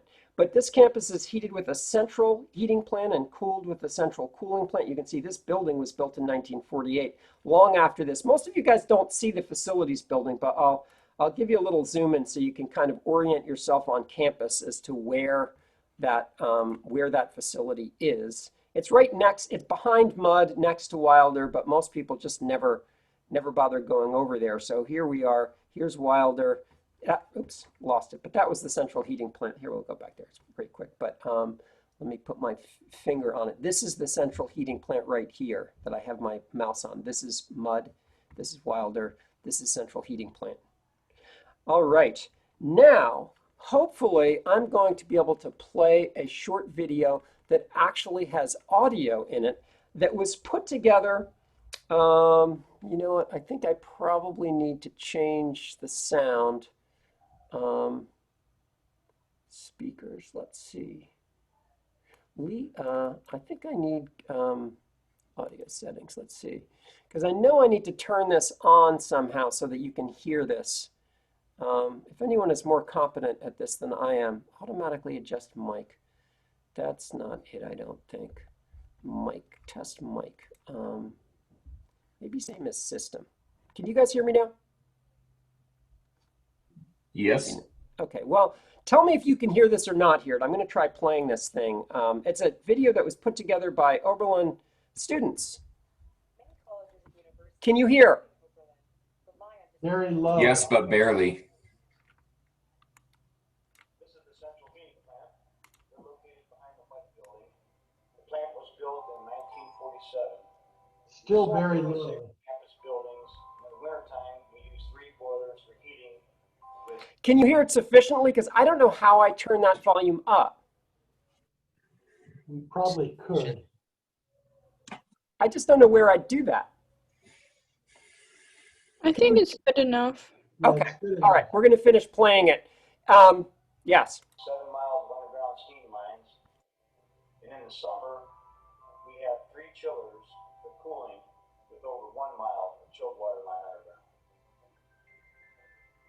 What makes district energy systems so cool is that they provide enormous thermal resources to large campuses, thanks to a small yet highly efficient staff. Operating a heating plant is an art form, and the staff at Oberlin Central Heating Plant consistently maintain our equipment to ensure peak performance from our long-standing and sturdy infrastructure. The current district energy system at Oberlin College is about 100 years old. The original central heating plant was located in the middle of Wilder Bowl and was built about 1915.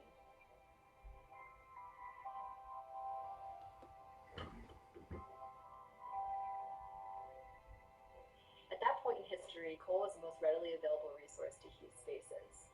Then, about 40 years later, the central heating plant moved from Wilder Bowl to its current location on West Lorraine Street to allow for increased efficient capacity throughout campus.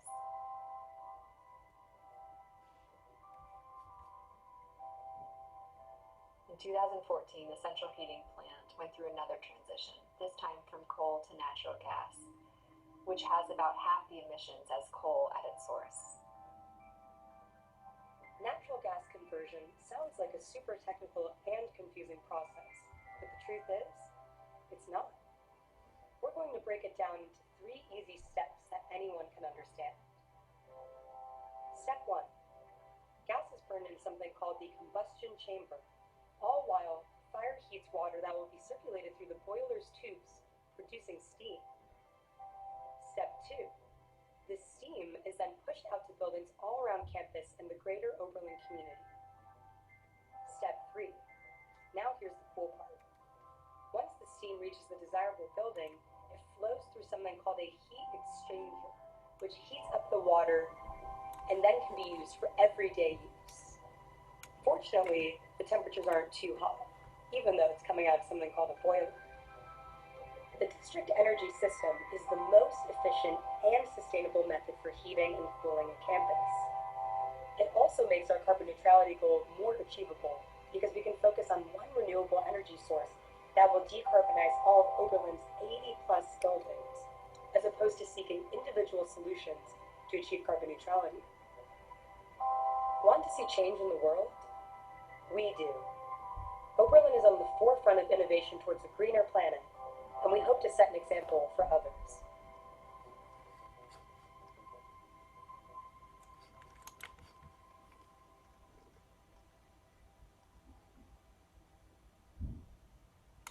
All right, so that was Oberlin College students. I think what I'm going to do now, since you've mostly been looking at my my screen, is I'm actually going to turn things over to Joel Baitens to talk a little bit about our current carbon neutral planning efforts related to that central heating system. Joel, you are on.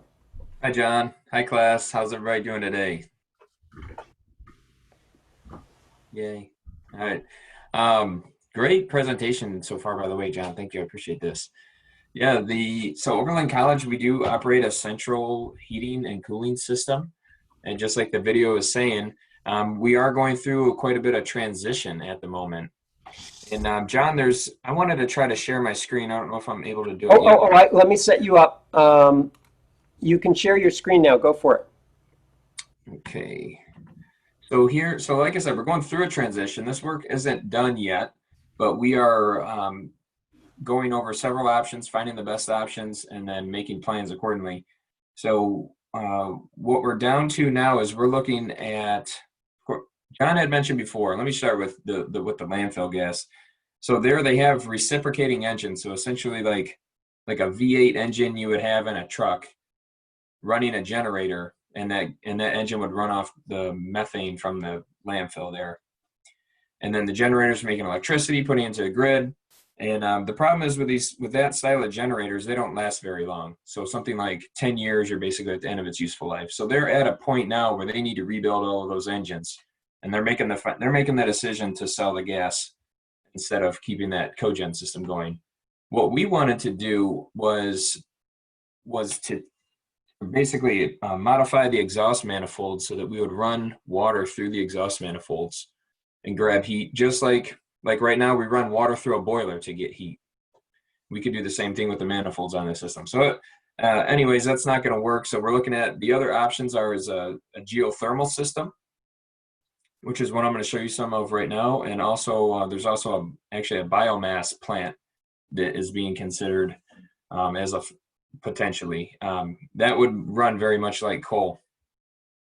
Which I actually want to do a little interaction here before I start as like a icebreaker. When John was showing us the video of the plant, did anybody notice all the orange stains on the roofs of the buildings there? Maybe trying to see. There's not a lot. Anybody see that besides me? No? That's sulfur that condensed out of the exhaust from the coal. That's pretty common for a lot of coal plants. So. All right, anyways, let me go back here. This is Tappan Square, of course. Let me zoom us out.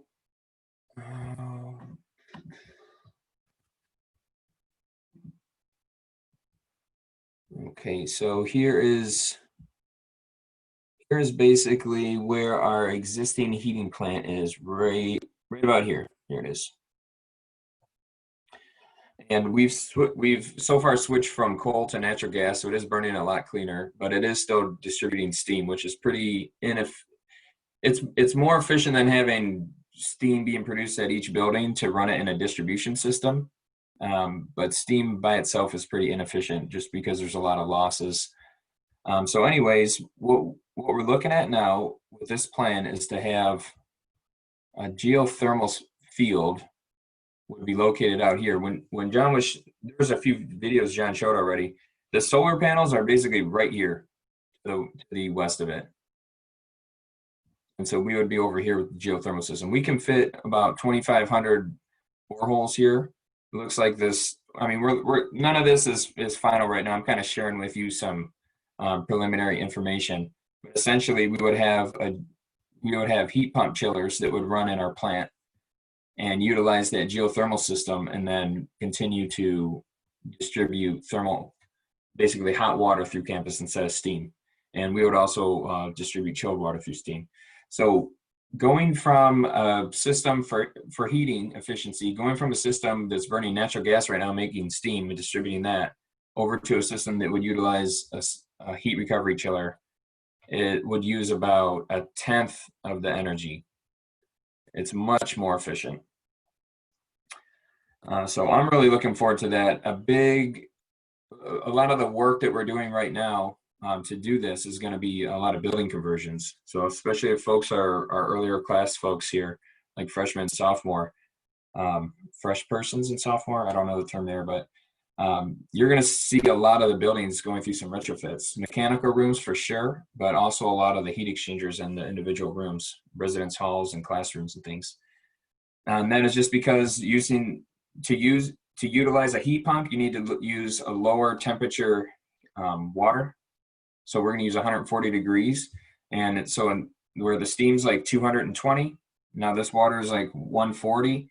You just need a lot more surface area in a lot of the cases to get the same amount of BTUs into the building. So there will be some building efficiency modifications that'll be done, but a lot of it's going to be heat exchanger changeouts and distribution piping changes. So and that's a lot of what my work is right now. Is there's like going through 80 buildings, mechanical rooms, all the renovations there, and then all the distribution systems that go around to all the various buildings on campus. So that's kind of like the 5-10 minute spiel of what I'm doing. If there's any questions on that, I'd love to take them.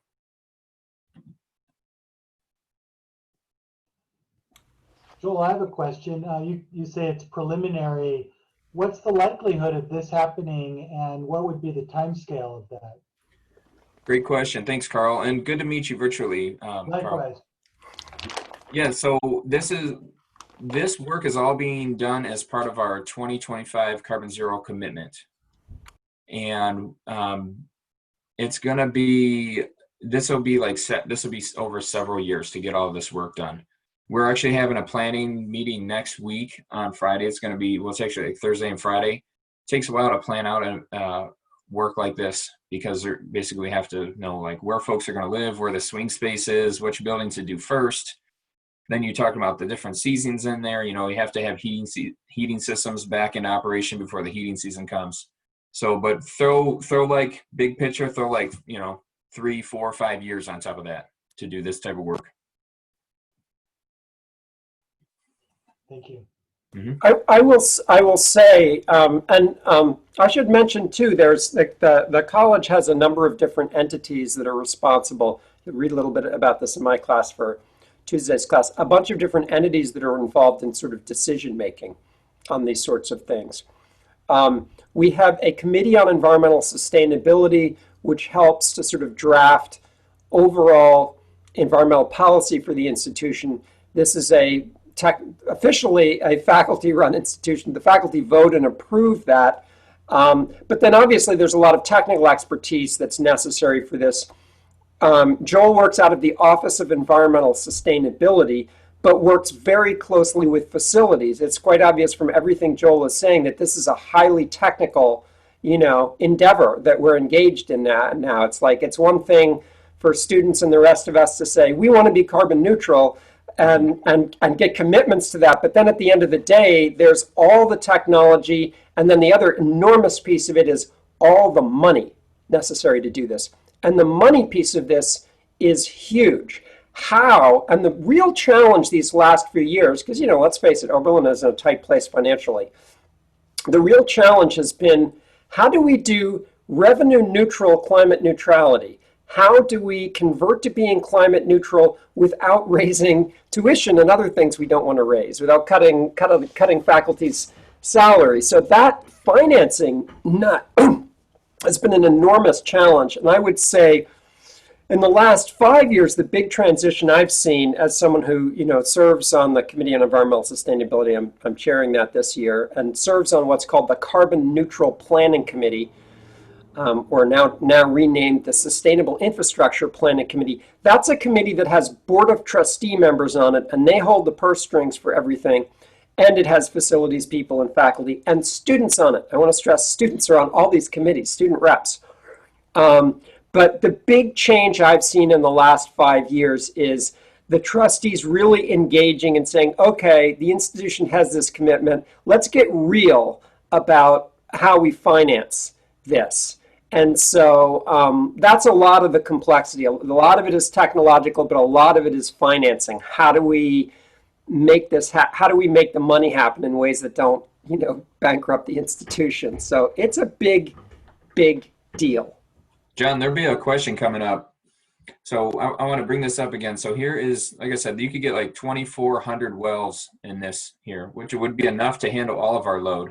However, this report right here from our consultants is recommending actually that we put in about 1,700 wells and then use gas for like 20% of our peak loads.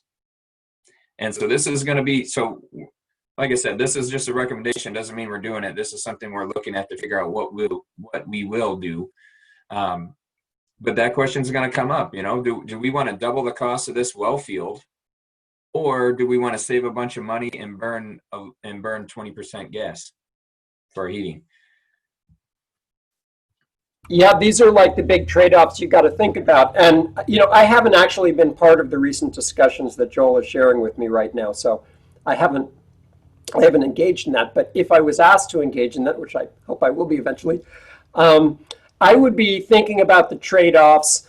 So the question I think you're implicitly asking is, are we committed to 100% carbon neutral all on campus, like with this system? Or would we tolerate a heating system that the heating system itself was not actually carbon neutral? Maybe it reduced our non-fossil fuel energy, our fossil fuel energy consumption by 80%, but kept 20% of it. Would we be okay with that? And the answer from my interjection in that would be, well, what's the cost benefit of thinking about, okay, let's invest in, solar energy, wind energy, additional wind energy someplace, use that as an offset for this, so that we can burn the natural gas, but in total we'll have enough offsets to cover that natural gas. I mean, I think that's the kind of discussion one would want to have about this, and thinking about all the economic trade-offs involved in that kind of decision. Yeah, a lot of moving parts in a big project like this. And I'm not asking you for any official responses at all. Just this isn't really even official. This is so far just what we're investigating still. So, and when we do get this plant together, I will say this: I'd love to give a tour for your class, John. Just wondering, with the geothermal field, how does that relate to say how wind or solar is for land use, in that to what extent is the land still is it like solar where it's all the land's basically covered, or is it more adjacent to wind where you can still use the land for other I'll say things? So you can see, so this spot that's all solid green, while they're putting in that well field, it's going to be a mud pit until they're done. And they would essentially clean it up to the way it looked before, a practice field. This right here, where you see these distribution lines going into the plant, this is probably 5% of the actual underground utilities that this whole system is going to be utilizing, because there's going to be chilled water and hot water pipes going to all these different buildings. And so in that part, that's where it gets really tricky. You're tearing up roads. Don't hit the water lines. Don't hit the electricity. You got to dance through all the different utility systems that are underground here. So eventually I would go back to about what it looks like now. Geothermal is all going to be underground. Yeah, we have a little bit of geothermal at Oberlin.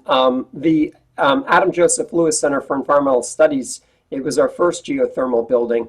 The well fields are underneath the vegetable garden we have in the back. So you can do whatever you want on top of them. Yeah, and there's another one over by the conservatory. So it would be the parking lot between the historic center and the conservatory and the Methodist church and behind Lorenzo's Pizza, kind of back in there, that parking lot. It's got a geothermal system underneath there, well field. We are officially running down on time here. If there's one last question for Joel, I'm sure he'd be happy to answer it. I have a question. So like, I don't know. I definitely get the importance of us like setting an example as an institution, but given that we're like a fairly small institution, I don't know. I don't want to say what's the point, but like, given that we're on the verge of apocalypse, it feels like almost a little like eco-fascist-y to be like, we're going to be like this cool, like leftist oasis in the middle of everything collapsing around us. Do you feel like there's ways that we can both boost our community and take better care of ourselves, but also like take care of, you know, Lorraine and Ohio and yeah, do you know what I mean? Like I think so. If I could take the essence of what you're asking there, I would refer back to with my personal experiences that this is the third educational institution that I've worked for in the utility and taking care of utilities like this. And at the other two places, the leadership and the folks working there for like labor would say like system like this, it'll never work. That's pie in the sky. You can't make it happen. It doesn't work in the real world. And it takes places like Oberlin with people who care to make something like this work to prove that it can work. And it will work. Other schools have systems like this. They do work. And so I would say we need, you know, we are helping by making an example of a working model. And maybe we can afford to do it where other schools can't. We help bring the industry past that curve so that a school like Ohio University maybe could afford to do it, where right now they couldn't. But maybe 10 years in the future with more examples like Oberlin on the market, it'll bring the price down. Eli, if I could add in, I think it's a really important question to grapple with, to think about, you know, sort of what is tokenism, what is really affecting its scale. And I guess I would say in math and engineering, there's often this phrase that's thrown around, necessary but not sufficient condition for something. The fact is, if we are going to survive as a species with any semblance of maintaining anything like a culture that we got right now, it's going to be because every place on Earth does this. Like, we have to do it. There is no way, there is no pathway to carbon neutrality for the globe that does not have every single community doing this. Now, the flip side of your question is, should we be focusing all of our energy on this? Is this the most important thing in the world to focus on? Is this the central priority? And all I would say is, I started this by saying I'm not a great multitasker, but I think the reality is all of us have to be great multitaskers in solving climate change, because it absolutely involves solving problems at multiple scales at the same time. We will not get to carbon neutrality as a world without every institution doing what Oberlin is trying to do.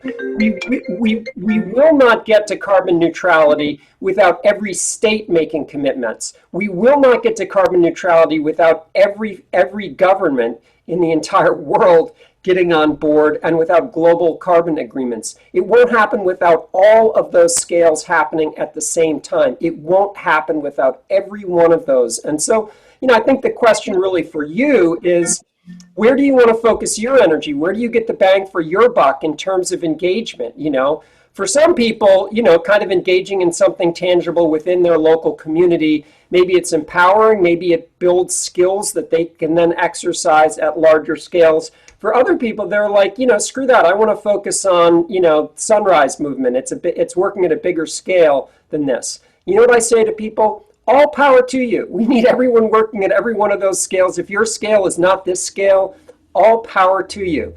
But, you know, support the people who are working at the other scales is all I'll say. But do what works for you. Awesome. Thanks. All right, we got to wrap it up. Great seeing you guys. Go outside. Enjoy this. Think about the world that's supporting you out there. Thank you. Take care, everyone. Thank Joel, you. thank you very much. Thank you. Thank you. Thank you. Yeah, this was a great experience.